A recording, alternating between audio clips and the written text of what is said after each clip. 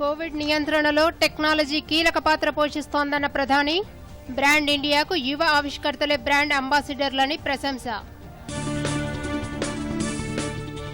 PSLV C-49 rocket ప్రయోగం విజయవంతం. ఇస్రో శాస్త్రవేత్తలకు ప్రధాని, కేంద్ర మంత్రుల అభినందనల వెల్లువ. బడ్జెట్పై మంత్రులు, అధికారులతో సీఎం కేసీఆర్ సమీక్ష. కోవిడ్ నేపథ్యంలో బడ్జెట్ తగ్గించే యోచన. బీహార్లోని 78 అసెంబ్లీ నియోజకవర్గాల్లో ప్రశాంతంగా తుదిదశ పోలింగ్ 55.75% నమోదు. 10వ తేదీన ఓట్ల లెక్కింపు. 2021 సంవత్సర హజ్ యాత్ర ప్రణాళికను విడుదల చేసిన కేంద్ర మంత్రి ముఖ్తార్ అబ్బాస్ నఖ్వీ, కోవిడ్ కారణంగా ఎంబార్క్మెంట్ పాయింట్లు 21 నుంచి 10కి తగ్గింపు. ఇక వివరాలు చూస్తే, కోవిడ్ మహమ్మారి తర్వాత ప్రపంచంలో చాలా మార్పులు చోటు చేసుకుంటున్నాయని ప్రధానమంత్రి నరేంద్ర మోదీ అన్నారు. కోవిడ్ నియంత్రణలో టెక్నాలజీ కీలక పాత్ర పోషిస్తున్నదని తెలియజేశారు. ఢిల్లీ ఐఐటి 51వ వార్షిక సదస్సులో ప్రధాని మోదీ వీడియో కాన్ఫరెన్స్ ద్వారా పాల్గొని ఐఐటి విద్యార్థులను ఉద్దేశించి ప్రసంగించారు. కోవిడ్ వైరస్ మనకు ఎన్నో పాఠాలు నేర్పిందని, ప్రపంచీకరణ ఎంత ప్రాముఖ్యమో తెలియజేసిందని, అయితే అదే సమయంలో స్వావలంబన కూడా ముఖ్యమేనని గుర్తు చేశారు. ప్రస్తుత పరిస్థితుల్లో టెక్నాలజీ మన జీవన విధానంలో ముఖ్య పాత్ర పోషిస్తోందన్న ప్రధాని, వర్చువల్ రియాలిటీ అనేది ఇప్పుడు వాస్తవంలోకి వచ్చిందన్నారు. యువ వ్యాపారవేత్తలకు అవకాశాలు కల్పించేందుకు భారత్ ఎప్పుడూ కట్టుబడి ఉంటుందన్నారు. ఆత్మనిర్భర్ భారత్ అలాంటిదేనని, దీనివల్ల యువత ఎన్నో ఆవిష్కరణలు చేపట్టొచ్చని తెలియజేశారు. బహుళజన అవసరాలపై ఆవిష్కరణలు చేయండి, నాణ్యతపై దృష్టి పెట్టండి, ఎన్నడూ రాజీ పడొద్దు అంటూ మోదీ విద్యార్థులకు పిలుపునిచ్చారు. నూతన ఆవిష్కరణలతో భారత ఉత్పత్తులకు ప్రపంచ స్థాయి గుర్తింపు తీసుకురావాలని, బ్రాండ్ ఇండియాకు యువ ఆవిష్కర్తలే బ్రాండ్ అంబాసిడర్లని ప్రశంసించారు. टेक्नोलॉजी की ही होगी। साल भर पहले तक किसी ने नहीं सोचा था कि मीटिंग्स हो या एग्जाम्स, वाइवा हो या फिर कॉन्वोकेशंस, सबका स्वरूप पूरी तरह बदल चुका है। वर्चुअल रियलिटी और ऑगमेंटेड रियलिटी ही वर्किंग रियलिटी की जगह लेती चली जा रही है, बनती जा रही है। You may be feeling your batch is not very lucky.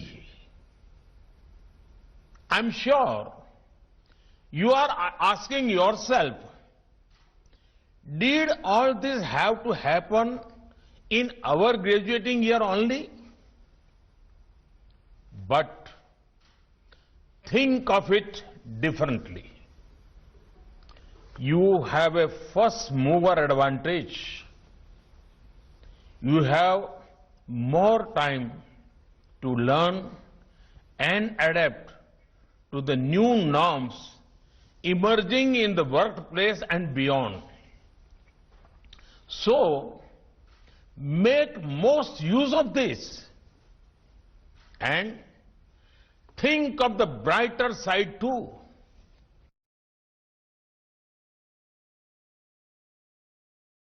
మాజీ సైనికోద్యోగులకు ఒకే ర్యాంక్, ఒకే పింఛన్ నిర్ణయం చరిత్రాత్మకమని ప్రధాని మోదీ అన్నారు. ఈ విధానానికి 5 ఏళ్లు పూర్తయిన సందర్భంగా మాజీ సైనికులకు ఆయన శుభాకాంక్షలు తెలిపారు.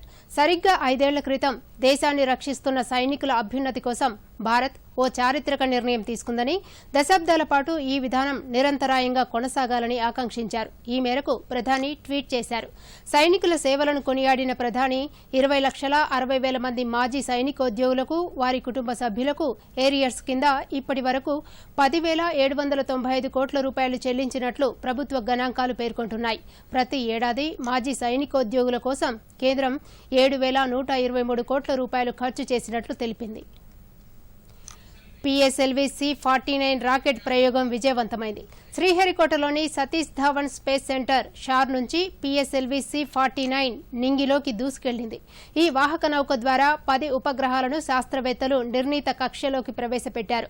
భారత్కు చెందిన ఎర్త్ అబ్జర్వేషన్ శాటిలైట్ EOS-01తో పాటు మరో 9 విదేశీ ఉపగ్రహాలను నిర్ణీత కక్షలోకి ప్రవేశపెట్టారు. భారత్కు చెందిన ఉపగ్రహం EOS-01 వ్యవసాయం, ప్రకృతి వైపరీత్యాలపై అధ్యయనం చేస్తుంది. విదేశీ ఉపగ్రహాల్లో అమెరికాకు చెందిన 4 ఉపగ్రహాలు, లక్సెంబర్గ్కు చెందిన 4 ఉపగ్రహాలు, లిథువేనియాకు చెందిన ఒక చిన్న తరహా ఉపగ్రహాన్ని నింగిలోకి పంపారు. ఈ ప్రయోగం విజయవంతంపై ప్రధాని మోదీ హర్షం వ్యక్తం చేశారు. ఇస్రో శాస్త్రవేత్తలను అభినందించారు. See the time versus relative velocity plot and the flight events. हम प्रमोचन से 366 सेकंड की दूरी पर सापेक्षिक वेग करीब 6.9 किलोमीटर पर सेकंड का हो चुका है. 9 satellites to take over from now onwards to conduct the rest of their mission life. My dear friends, this mission is very special, very unusual for ISRO. You know, the space activity cannot be done through work from home. Each and every one of the space engineer has to be available in labs, industries, integration area, as well as the field. Then only the activities will go. Especially when we are talking about launch campaign and missions like this, each and every engineer, technician, technical assistant, all the employees have to travel all the way from different centers, and they have to be assembled and work together in SDSC SHAR. At the same time, the various hardware available at different parts of the country have to be transported carefully to SHAR. Under this COVID pandemic,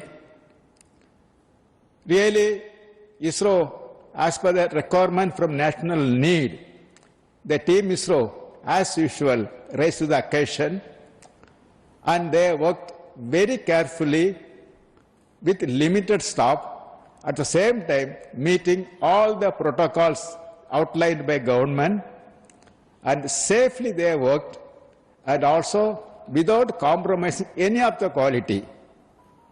Today's success mainly because of the hard work given by the employees of Team ISRO, and at the same time they are sacrificing their personal interest and work for this particular mission under the COVID pandemic. And really it is very heartening that their hard work paying the pay for the excellent success whatever we have seen. Let me compliment all the employees across the ISRO centers for carrying out this job with carefully, safely, and doing the quality work. Corona కారణంగా రాష్ట్రంలో ఆదాయం భారీగా తగ్గిన వేళ ఆర్థిక నష్టం, బడ్జెట్పై ముఖ్యమంత్రి కేసీఆర్ సమీక్ష నిర్వహించారు. ఆదాయానికి అనుగుణంగా తీసుకోవాల్సిన చర్యలు, సవరించుకోవాల్సిన అంశాలపై పూర్తి స్థాయిలో చర్చించారు. ప్రస్తుత ఆర్థిక సంవత్సరం తొలి 6 నెలల్లో రెవెన్యూ అంచనాలని కేవలం 26.51% మాత్రమే అందుకోగా 1,43,000 కోట్ల రూపాయల రెవెన్యూ అంచనాకు గాను సెప్టెంబర్ నెలాఖరుకి కేవలం 37,000 కోట్ల రూపాయలు మాత్రమే వచ్చాయి. యాదాద్రి పురోగతిపై కేంద్రం నుంచి రావాల్సిన ఆదాయం తగ్గిపోగా జీఎస్టీ పరిహారం పూర్తిగా అందలేదు. ఈ తరుణంలో బడ్జెట్ తగ్గించాలని సీఎం నిర్ణయించినట్లు తెలుస్తోంది. బీహార్లో 3వ దశ శాసనసభ ఎన్నికల పోలింగ్ ప్రశాంతంగా ముగిసింది. కరోనా నిబంధనలు పాటిస్తూ ప్రజలు తమ ఓటు హక్కును వినియోగించుకున్నారు. 3వ విడత ఎన్నికల్లో 55.75% పోలింగ్ నమోదైనట్లు కేంద్ర ఎన్నికల సంఘం సెక్రటరీ జనరల్ ఉమేష్ సింగ్ తెలిపారు. 3వ దశలో భాగంగా 16 జిల్లాల్లోని 78 శాసనసభ స్థానాలకు పోలింగ్ జరిగింది. ఓ స్వతంత్ర అభ్యర్థి కరోనాతో ప్రాణాలు కోల్పోయారు. బేనిపట్టి అసెంబ్లీ నియోజకవర్గం నుంచి బరిలో ఉన్న నీరజ్ ఝా కోవిడ్ సోకి 10 రోజుల క్రితం పట్నాలోని ఎయిమ్స్లో చేరారు. పరిస్థితి విషమించి నేడు తుదిశ్వాస విడిచారు. కాగా ఓట్ల లెక్కింపు ఈ నెల 10న జరగనుంది. కుల మతాలకు అతీతంగా అభివృద్ధి పనులు చేపడుతున్నట్లు ఎక్సైజ్ శాఖ మంత్రి శ్రీనివాస్ గౌడ్ అన్నారు. మహబూబ్ నగర్ మున్సిపాలిటీలోని 10వ వార్డు క్రిస్టియన్ పల్లిలో బీఎంబీ చర్చి నిర్మాణానికి హాజరై మంత్రి భూమి పూజ చేశారు. అనంతరం మంత్రి మాట్లాడుతూ అన్ని వర్గాల సంక్షేమానికి ప్రభుత్వం కృషి చేస్తున్నదని తెలిపారు. మైనారిటీల కోసం ప్రభుత్వం అనేక పథకాలు ప్రవేశపెట్టిందని, నిరుపేదలైన క్రిస్టియన్లకు డబుల్ బెడ్రూమ్ ఇళ్లు మంజూరు చేస్తామని హామీ ఇచ్చారు. మహబూబ్ నగర్ జిల్లా కేంద్రంలో గత 60 ఏళ్లలో జరగని అభివృద్ధి ఈ 6 ఏళ్లలో జరిగిందని స్పష్టం చేశారు. జిల్లా కేంద్రానికి గతంలో 15 రోజులకు ఒకసారి మంచినీళ్లు వచ్చేవని, ప్రస్తుతం ప్రతిరోజు పట్టణానికి మంచినీళ్లు వస్తున్నాయని తెలిపారు. రాబోయే రోజుల్లో జిల్లా కేంద్రాన్ని కాస్మోపాలిటన్ సిటీ స్థాయిలో అభివృద్ధి చేస్తామని తెలిపారు. ఆలోచన చేయకుండా దయాప్రార్థన చేసుకోవడానికి అవకాశం ఉంటుంది కనుక ఖచ్చితంగా మేము చేస్తాం 100%. ఏదో మాటలు చెప్పి పోయేటోళ్ళం కాదు. ఈ మహబూబ్నగర్ను అన్ని రంగాల్లో అభివృద్ధి చేయడము, ఈ మహబూబ్నగర్ను ఉన్నత స్థానంలో నిలబెట్టడము, మహబూబ్నగర్లో ఉన్న వాళ్ళు ఎంత అదృష్టవంతులరా అని గర్వపడేటట్టు చేయడము, మహబూబ్నగర్లో బతుకుదెరు చూపించడం, అన్ని రకాలుగా విలువలు పెరిగేటట్టు చేయడమే మా లక్ష్యం. కనుక మీరు ఈ కార్యక్రమాన్ని తొందరగా డెవలప్ చేసుకొని లాస్ట్ ఏమైనా తక్కువ పడితే కూడా మనం సహాయ సహకారాలు అందిస్తాం. మరి అందరూ పాస్టర్స్ కూడా ఉన్నారు కనుక క్రైస్తవ భవనాన్ని 2-3 రోజుల్లో మీరు చూసి ఏర్పాటు చేస్తే తొందరలోనే ఆ క్రైస్తవ వాటర్ ట్యాంకర్ వచ్చిందంటే బట్టలన్నీ తడిచిపోవాలి, అన్ని కష్టాలు పడరు. ఇవాళ ప్రతి ఇంటి దగ్గర కృష్ణానది నీళ్ళు ఇచ్చి మా ఆడపడుచులకు ఇబ్బంది లేకుండా, కరెంటు కూడా 24 గంటల కరెంట్ ఇచ్చి ఇబ్బంది లేకుండా ఎన్నో రకాల సౌకర్యాలు ఇవాళ చేస్తూ ఉన్నాం. మరి క్రిస్టియన్ పాలంటే ఇట్లా ఊరు బయట ఉన్నట్లుండే, కానీ ఇలా ఇదే సెంటర్ ప్లేస్ అవుతుంది. పక్కనే బైపాస్ వచ్చింది, ఆ పక్కనే కలెక్టరేట్ వచ్చింది. రేపు కిరాయిలు దొరుకుతాయా దొరకా అని తల్లాడుతుంటారు. ఇక్కడ అది స్టార్ట్ అయిందండి. అంత డిమాండ్ ఉంటుంది కనుక క్రిస్టియన్ పల్లిలో ఉన్నటువంటి వాళ్ళందరూ కూడా రేపు మంచిగా ధనవంతులు అవుతారు. ఏ ఆపద ఉన్నా గుర్తుపెట్టుకోండి, నేను మీ కుటుంబంలో బిడ్డగా, మీ సోదరునిగా, అర్ధరాత్రి మీకు ఆపద వచ్చినా, మీ అక్క చెల్లెలకు, అమ్మ నాయనలకు ఎవరికైనా ఆరోగ్యపరమైన సమస్యలున్నా నేను మా అన్న ఉన్నాడు అనుకొని మీరు నాకు ఫోన్ చేయండి. మీకు అన్ని రకాలుగా మిమ్మల్ని మంచి చేయించి ఇంటికి పంపించే బాధ్యతలు ఖచ్చితంగా చేస్తామని చెప్పని. రంగారెడ్డి జిల్లాలో కరోనా వ్యాప్తి చెందకుండా, ప్రబలకుండా కట్టుదిట్టమైన చర్యలతో ముందుకు వెళ్తున్నామని జిల్లా కలెక్టర్ అమోయ కుమార్ తెలిపారు. గతంలో కంటే ప్రస్తుతం కరోనా కేసుల సంఖ్య జిల్లాలో తక్కువగా నమోదవుతోందని అన్నారు. ప్రధాని నరేంద్ర మోదీ, సీఎం కేసీఆర్ సూచనల ప్రకారం జిల్లాలో భౌతిక దూరం పాటించడం, మాస్కులు ధరించడం, కరోనాపై అవగాహన కార్యక్రమాలు చేపడుతున్నామన్నారు. చలికాలంలో కరోనా ప్రబలకుండా అన్ని చర్యలు తీసుకుంటున్నట్లు వివరించారు. జిల్లాలోని ప్రాథమిక ఆరోగ్య కేంద్రాలలో సిబ్బందిని 24 గంటలు ప్రజలకు అందుబాటులో ఉంచుతున్నట్లు వెల్లడించారు. మరియు రాష్ట్ర ముఖ్యమంత్రి గారు సూచించిన ఆదేశాల మేరకు భౌతిక దూరం పాటించుకుంటూ వెళ్తున్నాము. అలాగే భౌతిక దూరం మరియు మాస్క్ కంపల్సరీగా పాటించే విధంగా చర్యలు చేపడుతున్నాము. అలాగే కరోనాపై అవగాహన కార్యక్రమాలు అంటే గ్రామానికి ప్లస్ చిన్న హ్యాబిటేషన్స్లో కూడా మేము వైద్య సిబ్బంది మరియు గ్రామ పంచాయత్ సిబ్బంది ద్వారా అవగాహన కలిగిస్తున్నాము. అలాగే భవిష్యత్తులో అంటే ఇప్పటి వరకు కూడా మేము రంగారెడ్డిలో we're successful in containing the corona virus and future ఏదైతే సెకండ్ వేవ్ అంటున్నారో ఆ సెకండ్ వేవ్లో కూడా ఎక్కువ వ్యాప్తి చెందకుండా అన్ని చర్యలు తీసుకుంటున్నాం. అలాగే ప్రతి ప్రభుత్వ వైద్యశాలలో వైద్య సిబ్బంది 24 అవర్స్ అవైలబుల్ ఉండే విధంగా ఏర్పాటు చేయడం జరిగింది. 2021 సంవత్సరానికి హజ్ యాత్ర ప్రణాళికను కేంద్ర అల్పసంఖ్యాక వ్యవహారాల మంత్రి ముఖ్తార్ అబ్బాస్ నఖ్వీ నేడు విడుదల చేశారు. దరఖాస్తులకు ఆఖరు తేదీ డిసెంబర్ 10, 2020. కరోనా సంక్షోభం కారణంగా ఈ సంవత్సరం ఎంబార్క్మెంట్ పాయింట్లను 21 నుంచి 10కి తగ్గించారు. సౌదీ అరేబియా ప్రభుత్వం వివిధ సంస్థలతో విస్తృతంగా సంప్రదించిన అనంతరం యాత్ర ప్రణాళికను కేంద్ర ప్రభుత్వం రూపొందించింది. వసతి, ఎన్ని రోజులకు అనుమతిస్తారు, రవాణా, ఆరోగ్య సౌకర్యాలు వంటి అంశాలలో ఉన్న మార్పులను యాత్రికులు గమనించాలని కేంద్ర ప్రభుత్వం కోరింది. ప్రయాణానికి 72 గంటల ముందు ప్రతి ఒక్కరూ కరోనా టెస్టులు చేయించుకోవాల్సి ఉంటుంది. అప్పటికి వ్యాక్సిన్ అందుబాటులో ఉంటే ప్రభుత్వం అందరికీ అందజేస్తుంది. ఈ సందర్భంగా మంత్రి హజ్ యాత్రకు సంబంధించిన ఒక యాప్ను కూడా ఆవిష్కరించారు. वाले हज यात्री हैं उनको उन्होंने रिक्वेस्ट की होगी रोकने की, उससे पहले तमाम मुल्कों ने जो है वो अपने यहां से कैंसिल कर दिया था, जिसमें तमाम बड़े बड़े मुल्क भी मौजूद थे. लेकिन हिंदुस्तान के ने तय किया, हम सब ने मिल करके तय किया कि हम इस जो पैंडेमिक पीरियड है उस संकट के घड़ी में हम सऊदी अरब के साथ हैं और जो भी सऊदी अरब डिसीजन करेगी हम उस डिसीजन के साथ जाएंगे। ఉర్దూ నేర్చుకునే వారి కోసం తెలంగాణ రాష్ట్ర ఉర్దూ అకాడమీ మరో అవకాశాన్ని కల్పించింది. ఆన్లైన్ ద్వారా ఉర్దూ బేసిక్ కోర్సును నేర్పించేందుకు ఏర్పాట్లు చేసింది. కోర్సును ఆన్లైన్లో టెక్స్ట్ వీడియోలు, ఆడియో క్లిప్పుల ద్వారా నేర్చుకోవచ్చు. Course fees ₹300. పూర్తి వివరాలకు ecourse.urduacademyts.com వెబ్సైట్ను చూడవచ్చు. 15వ ఆర్థిక సంఘం రానున్న 5 సంవత్సరాలకు వ్యయ తీరుపై తన సిఫార్సులను సోమవారం ప్రభుత్వానికి సమర్పించనున్నది. ఈ సిఫార్సులను కేంద్ర ప్రభుత్వం ఏప్రిల్ 2021 నుంచి మార్చి 2026 వరకు వార్షిక బడ్జెట్లలో తీసుకుంటుంది. ఈ సిఫార్సులో రక్షణ కొనుగోళ్లకు కాలదోషం పట్టని విధంగా నిధులను కేటాయించాలనేది ఒకటి. సాధారణంగా రక్షణ కొనుగోళ్లకు 1 సంవత్సరం కన్నా ఎక్కువ కాలం పడుతుంది గనుక ఈ సూచన ఎంతో మేలు చేస్తుంది. రాష్ట్రాలు కేంద్రం నుంచి పన్నుల్లో వాటాను ప్రస్తుతమున్న 42% నుంచి 50%కి పెంచాలని డిమాండ్ చేస్తున్నాయి. అయితే ఈ అంశంపై కమిషన్ సిఫార్సు చేయలేదు. ప్రజల భద్రత కోసం ట్రాఫిక్ పోలీసులు రోడ్లపై విధులు నిర్వహిస్తున్నారని, ట్రాఫిక్ నియమాలు పాటించడమే వారికి మనమిచ్చే అసలైన గౌరవమని తెలంగాణ హోంమంత్రి మహమూద్ అలీ అన్నారు. రోడ్డు భద్రతపై అవగాహన కల్పించేందుకు హైదరాబాద్ నెక్లెస్ రోడ్డులో ట్రాఫిక్ పోలీసులు virtual run for road safety కార్యక్రమం నిర్వహించారు. ఈ కార్యక్రమాన్ని హోంమంత్రి జెండా ఊపి కార్యక్రమాన్ని ప్రారంభించారు.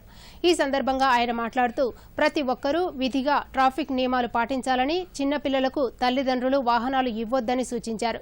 తెలంగాణ పోలీసులకు దేశవ్యాప్తంగా మంచి పేరుందని అన్నారు. వర్చువల్ ర్యాలీలో హైదరాబాద్ కమిషనరేట్ పరిధిలోని 50 స్టేషన్ల పోలీసులు పాల్గొన్నట్లు హైదరాబాద్ సిపి అంజనీ కుమార్ తెలిపారు. ప్రజలు తమ భద్రత కోసం అన్ని నియమాలను పాటించాలని సూచించారు. చాలా ఇండియాలో అంటే నంబర్ 1 సిటీ హైదరాబాద్ సిటీ ఉంది. ట్రాఫిక్ లో అంటే ఎక్కువ మంచి కెపాసిటీ బాగా ఉంది. పర్చేజ్ చేస్తున్నారు, రోడ్లో వస్తున్నారు. ఈ రోజు మొత్తం 50 పోలీస్ స్టేషన్ లో ఈ programme virtual run for road and safety చేస్తున్నారు. నేను అందరి పోలీస్ ఆఫీసర్స్ కి ఇప్పుడు పార్టిసిపేట్ చేసిన సోదరులకు అందరికీ చాలా థ్యాంక్స్ చెప్తున్నాను. చాలా అప్రిషియేట్ చేస్తున్నాను. ఈ ట్రాఫిక్ మనకు చాలా ఇంపార్టెంట్ ఉంది. ఇన్ టైంలో అంటే మంచి పోవాలి, ట్రాఫిక్ రూల్స్ ఫాలో చేయాలి. పబ్లిక్ ఇది చాలా రెస్పాన్సిబిలిటీ ఉంది.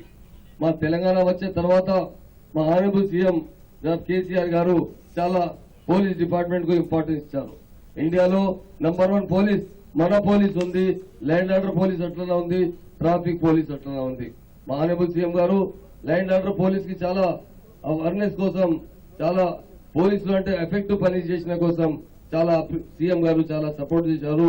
మన దగ్గర ఇండియాలో ఎక్కడ లేదు ట్రాఫిక్ గార్డ్. రోడ్స్ అంటే రోడ్లు అంటే చాలా ల్యాండ్ ఆర్డర్ కోసం, ట్రాఫిక్ కోసం మా ఆనరబుల్ సీఎం గారు తెలంగాణ వచ్చే తర్వాత ఇమీడియట్ 700 కోట్ల రూపీస్ రిలీజ్ చేశారు. పోలీస్ డిపార్ట్మెంట్ చాలా బాగా పనిచేస్తున్నారు. చాలా అందరూ అదర్ స్టేట్ లో మన దగ్గర వచ్చే మంచి సివిల్ మంచి మనతో కలిసి ఎప్పుడు చాలా మనకు శుభాకాంక్షలు చెప్తున్నారు, థ్యాంక్స్ చెప్తున్నారు. సార్ మనకు ఏం భయం లేదు, ఇక్కడ హైదరాబాద్ వచ్చే తర్వాత చాలా సేఫ్ అండ్ సేఫ్టీ ఉన్నారు. ట్రాఫిక్ సేఫ్టీ గురించి, రోడ్ సేఫ్టీ గురించి అవేర్నెస్ క్రియేట్ చేయాలి. మీ అందరికీ తెలుసు మన రోడ్లో ఓవర్ స్పీడింగ్, లేకపోతే driving without helmet, drinking and driving without seat belt, ఇదే విధంగా చాలా బ్యాడ్ హ్యాబిట్స్ ఉన్నాయి పబ్లిక్ కి, కొంతమంది పబ్లిక్ కి.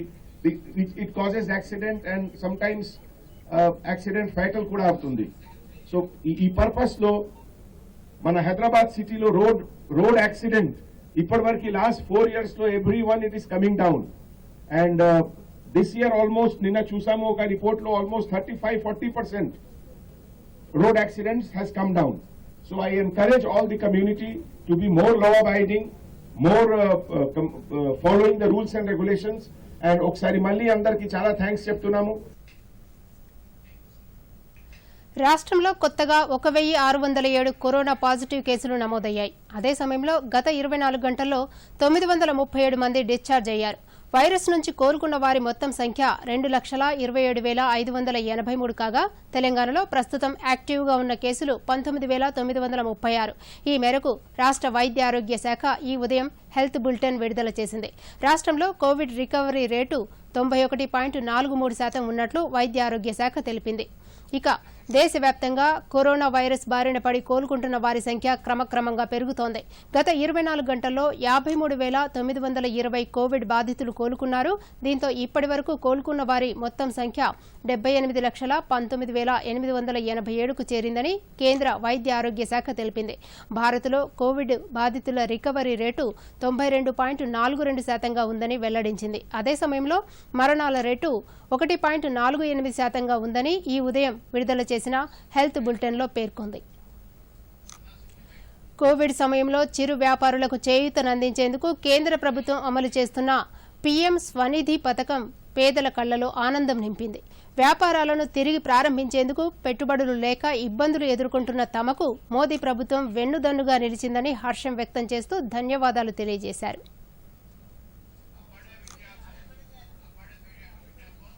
ఏపీజీవీబీ, ఆంధ్ర బ్యాంక్, ఎస్బీఐ బ్యాంకుల ద్వారా 500 మంది డిజిటల్ ట్రాన్సాక్షన్ కోసం క్యూఆర్ కోడులు ఇప్పిస్తూ బ్యాంకర్లచే 10,000 రూపాయల రుణాలు అందజేస్తున్నట్లు సిద్దిపేట జిల్లా లీడ్ బ్యాంక్ మేనేజర్ లక్ష్మీప్రసాద్ తెలిపారు. స్టేట్ గవర్నమెంట్ కానీ అదేవిధంగా సెంట్రల్ గవర్నమెంట్ కానీ మనకి ఇచ్చిన కట్ ఆఫ్ డేట్ ప్రకారం 13వ తారీఖు ఇచ్చారు. ఆ 13వ తారీఖు లోపల మొత్తం 100% మనం కంప్లీట్ చేయాలనేసి మనం మొత్తం షెడ్యూల్ ప్రకారం మీటింగ్స్ కండక్ట్ చేయడం జరుగుతుంది. ఇప్పుడు మనకి 6వ తారీఖు 7వ తారీఖు నుంచి 6వ తారీఖు నుంచి మొత్తం 13వ తారీఖు వరకు కంటిన్యూస్గా మీటింగ్స్ కండక్ట్ చేసి మొత్తం టోటల్గా కంప్లీట్ చేయడానికోసం ఈ ప్రాసెస్ స్టార్ట్ చేసినాము. ఇది సక్సెస్ఫుల్గా నడుస్తుంది. బాగా దిగ్విజయంగా మొత్తం అంతా లార్జ్ స్కేల్లో బ్యాంకర్స్ కానీ అటు బ్యాంకర్స్ నుంచి కానీ ఇట్లా ఆర్పీలు కానీ మున్సిపల్ కమిషనర్స్ కానీ అంత కోఆపరేషన్ కానీ అద్భుతంగా ఉంది.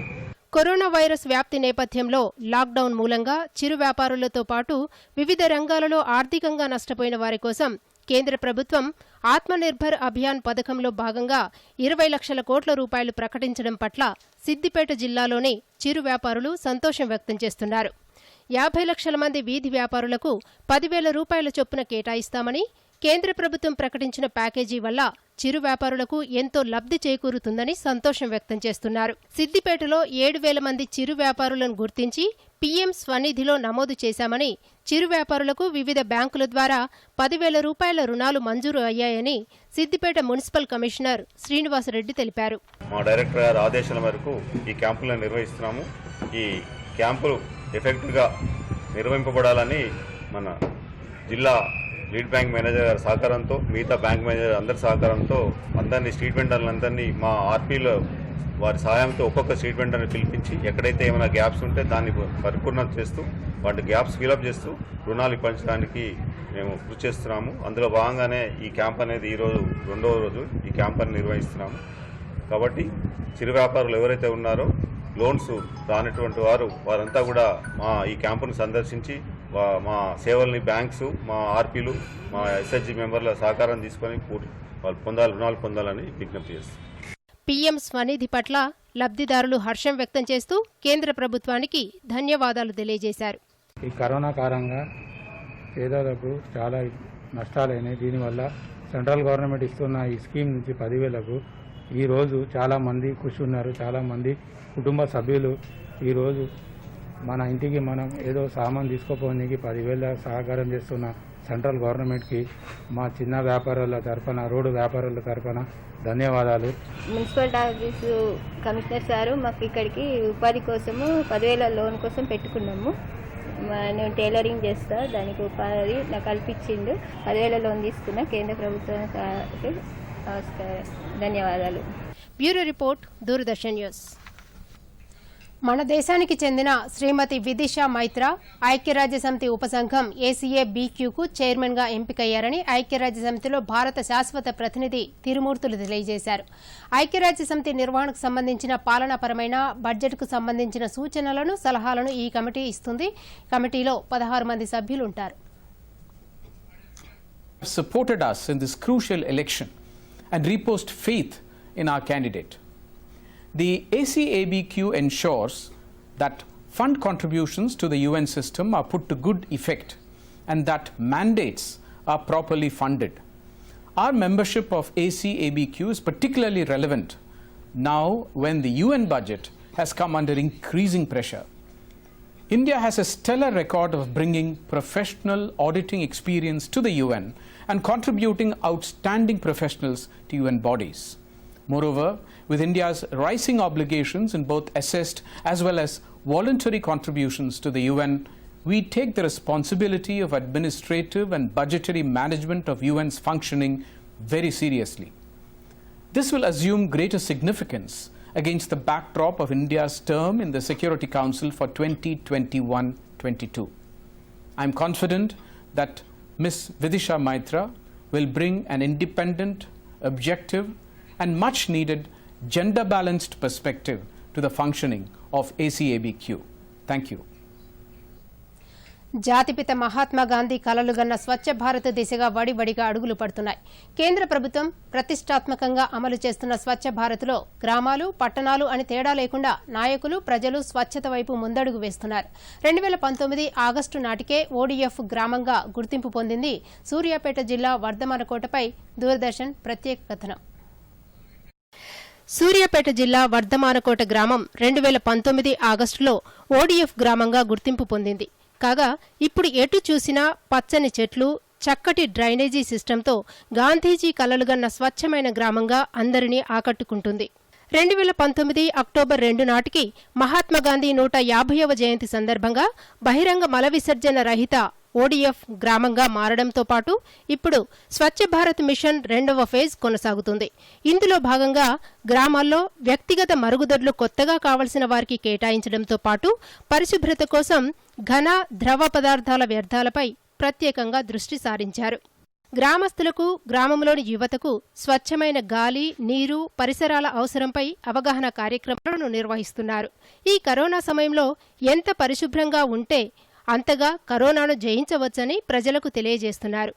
డిఆర్డీఏ ఆధ్వర్యంలో ఉపాధి హామీ కూలీల సహాయంతో గ్రామంలో అడుగడుగునా రోడ్లకు ఇరువైపులా మొక్కలు నాటడం, సంరక్షించడం చేస్తున్నారు.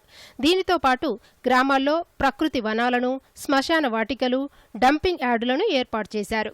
ప్రతి గ్రామానికి ఒక నర్సరీ చొప్పున 475 గ్రామాల్లో 475 నర్సరీలను కూడా మనం రేజ్ చేయడం జరుగుతుంది. దీనివల్ల పర్యావరణాన్ని సమతుల్యతను కాపాడుకోవచ్చు, భవిష్యత్ తరాలకు మంచి వాతావరణాన్ని ఇచ్చే ఉద్దేశంతో జిల్లా మంత్రి గారు, జిల్లా కలెక్టర్ గారి యొక్క ప్రత్యేక చొరవతోటి జిల్లాలో హరితార లక్ష్యాన్ని కూడా కంప్లీట్ చేయడానికి చీఫ్ ఇన్ఫర్మేషన్ కమిషనర్గా యశ్వర్ధన్ కుమార్ సిన్హా ప్రమాణ స్వీకారం చేశారు.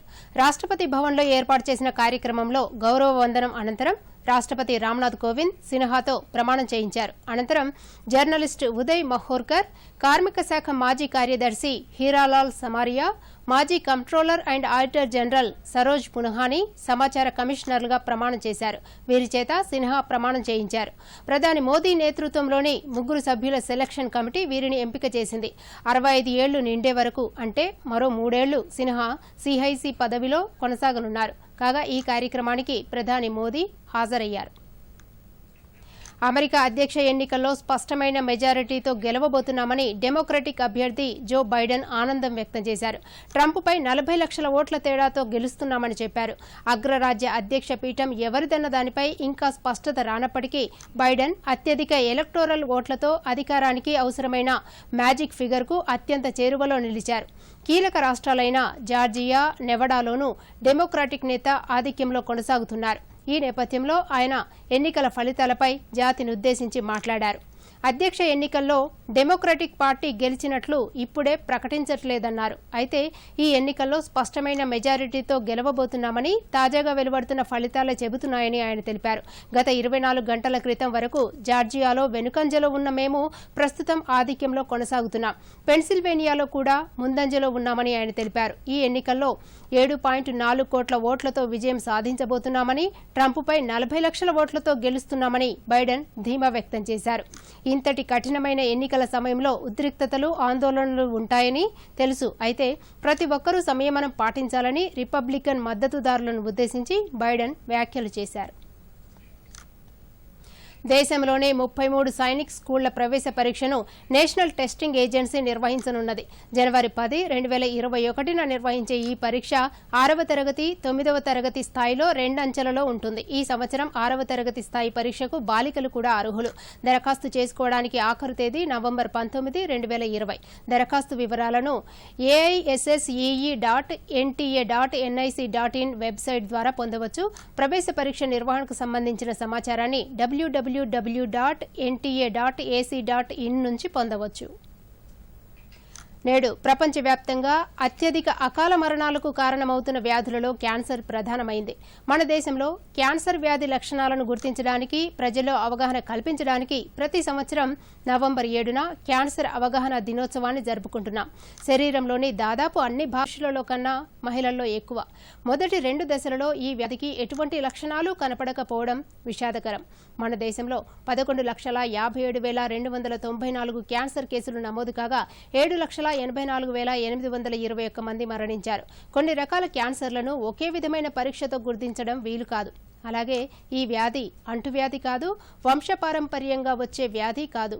ఆధునిక జీవనశైలి, మానసిక ఒత్తిడి ప్రధానంగా ఈ వ్యాధికి కారణాలవుతున్నాయని నిపుణుల అంచనా.